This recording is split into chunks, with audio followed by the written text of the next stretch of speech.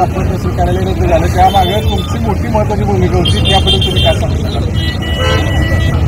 अनगर या ठिकाणी या मोहोळ तालुक्याचं अप्पल तहसील कार्यालय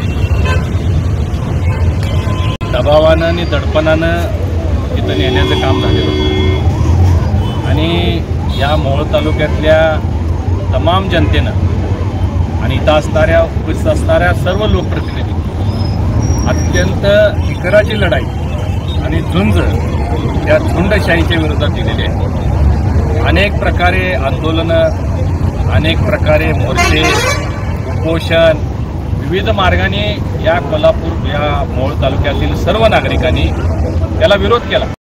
कारण कुठल्याच अर्थानं हे कार्यालय मोहोळ तालुक्यातील नागरिकांच्या सोयीचं नव्हतं. परंतु सत्तेमध्ये मधमस्त झालेले उन्माद लोकप्रतिनिधी यांनी तो जबरदस्तीचा घाट आणि शासनावर प्रशासनावर दबाव टाकून हे कार्यालय मंजूर करून घेतलं. ते कार्यालय मंजूर करत असताना अनेक त्रुटी त्यामध्ये होत्या.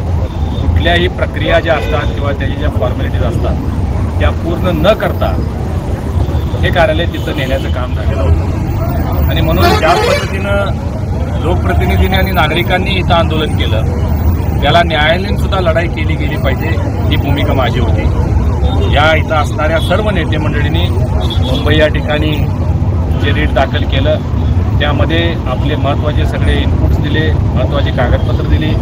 मोहोळ तालुक्यातील बार असोसिएशनच्या सर्व वकिलांनी सुद्धा त्यामध्ये महत्त्वाची कामगिरी बजावली आणि चांगले सिनियर काउन्सिल देऊन आमच्या ॲडव्होकेट मैंदाड म्हणून जे आमच्या ग्रुपचं सगळं काम पाहतात त्यांनी आणि आंतरकर साहेबांनी त्यामध्ये सहभाग घेतला आणि इथं असणारे मग उमेश पाटील साहेब आहेत, आमच्या ताई आहेत, दीपक मेंबर होते, बारसकर आहेत, क्षीरसागर आहेत, महेश आहेत, या सगळ्या मंडळींनी त्याला जोर लावला, त्याला ताकद लावली. इथून जोर लावण्याचं काम या मंडळींनी केलं आणि न्यायालयामध्ये ताकद देण्याचं काम आम्ही केलं आणि हे करण्यामागचं तुम्ही जे म्हटला की तुमचा यामध्ये योगदान आहे, तुमचा रोल आहे, एवढ्यासाठीच हे करण्याचं कारण होतं. कारण या मोहोळ तालुक्यातील लोकांवर जर ते कार्य झाला खूप मोठा अन्याय झाला, खूप मोठा त्रास झाला असता, नाहक लोकांचा खर्च वाढला असता आणि मोहोळ तालुक्यानं नेहमीच माझे वडील कैलास जोशी भीमराव माडिक असले, मी इथं अनेक वर्षे काम करतो, माझा मुलगा विश्वराज माडिक इथं काम करतात. या मोहोळ तालुक्यानं कायम आम्हाला साथ दिलेली आहे, ताकद दिलेली आहे, आशीर्वाद दिलेले आहे आणि म्हणून यांच्यावर कुठलं संकट आलं, अन्याय झाला तर ते परतवून लावण्यासाठी धनंजय माडिक नेहमीच प्रयत्नशील असतील.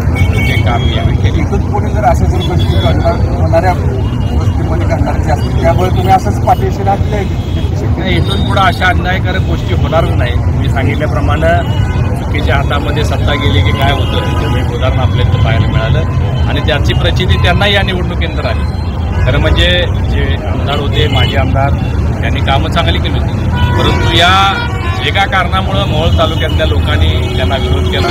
आम्ही सुद्धा माहितीचेच घटक म्हणून आम्ही त्यांना साथ देण्याचं ठरवलं. परंतु जनता त्यांच्यासोबत नव्हती. जनता सर्वतोपरी आहे, जनता सर्वश्रेष्ठ आहे. तुम्ही लोकांना गृहीत धरून जर एखादी गोष्ट दबावानं दांडगावाने केला तर लोक ते कधी सहन करत नसतात आणि त्याचा निर्णय जो आहे तो झालेल्या विधानसभेच्या निवडणुकीमध्ये त्यांना पाहायला मिळालेला आहे. इथून पुढं आमची भूमिका अशी राहणार आहे. आता विद्यमान आमदार वेगळ्या पक्षाचे जरी असले तरी मोहोळ तालुक्याचा सर्वांगीण विकास झाला पाहिजे यासाठी राज्य शासनाकडून, जिल्हा नियोजनमधून जे काही सहकार्य करता येईल ते करण्याची माझी भूमिका आहे. आज मोहोळ तालुका संघर्ष समितीची जी मोठ इथं बांधलेली आहे, ही असणारी सगळे नेते मंडळी यांनी सगळ्यांनी एकत्रित राहून भविष्यामध्ये इथले सामाजिक प्रश्न असतील, राजकीय प्रश्न असतील, यामध्ये सहभाग घ्यावा आणि त्यांच्या पाठीशी माडिक परिवार ठामपणाने उभा राहील.